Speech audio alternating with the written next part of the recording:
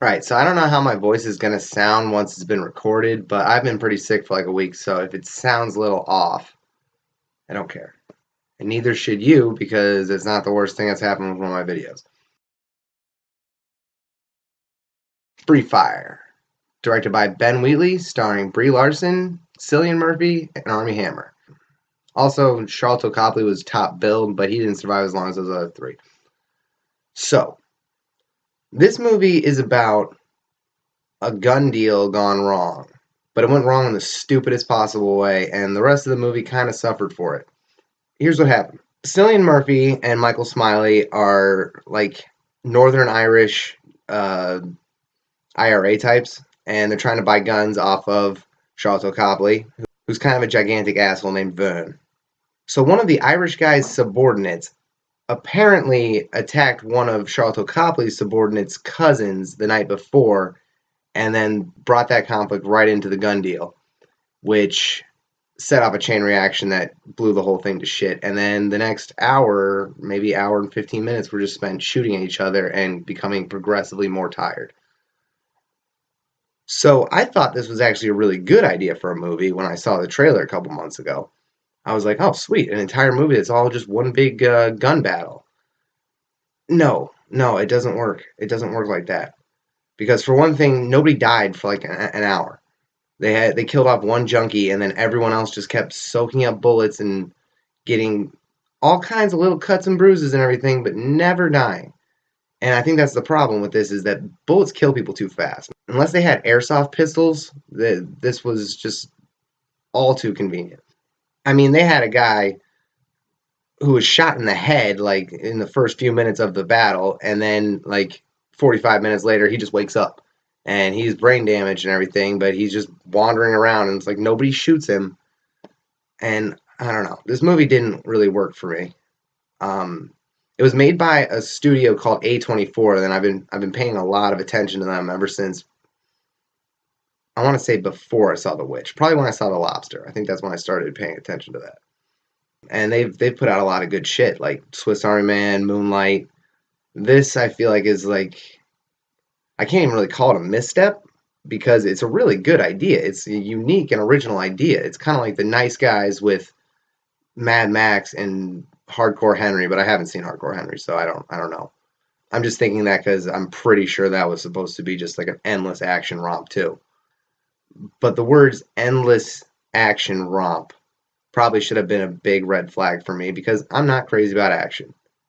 If this was an endless romp of people just talking, that would have been great. But in this, it was just like, for one, groups of people kind of look the same. Noah Taylor and Cillian Murphy kind of look the same. Charlton Copley and Michael Smiley kind of look the same. It was tricky to tell who was who, and the layout of the place. Like, there's just so much shit for them to hide behind. It was impossible to tell like where everyone was in relationship to each other until easily 2/3 of the way through the movie, when I started getting an idea of where everyone was, and then they started moving around because evidently there was a phone that was just going off because telemarketers call abandoned factories over and over again. I don't know. I feel like they have some kind of way of getting away from that.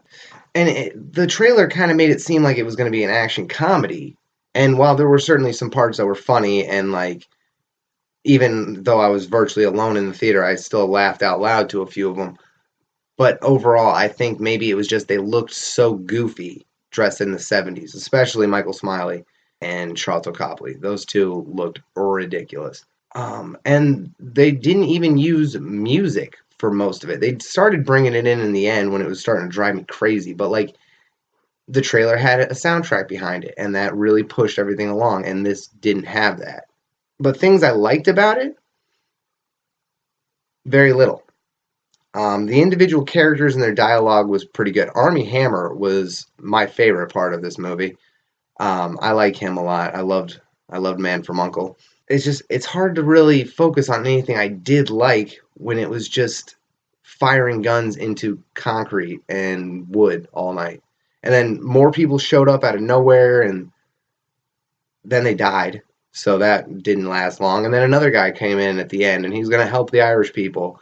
Oh, but no, he died really quickly compared to the guy he was beating the fuck out of, who should have been dead when he was shot like 3 times up to that point, and then flipped over a van. It's trying to be a thrill, but at a certain point, logic takes over.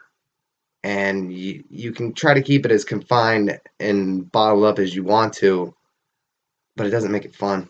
I mean, they tried so hard. Like I feel like they could have done so much better with this. Maybe if they would have set things up a little bit better in the beginning and then had it pay off a little bit better. Because at the end of this movie, I was not satisfied at all. I wasn't like wow, what a massive disappointment. Other than the fact that it was disappointing to me because I thought the trailer looked so awesome. But I should probably stop talking because I am not saying anything anymore. So, in conclusion, if you want to watch people get really tired really fast and then spend an hour dragging themselves through dirt, watch Band of Brothers or some other war movie because this is what it was trying to be. It was trying to be a war movie set in like a factory in Boston. So,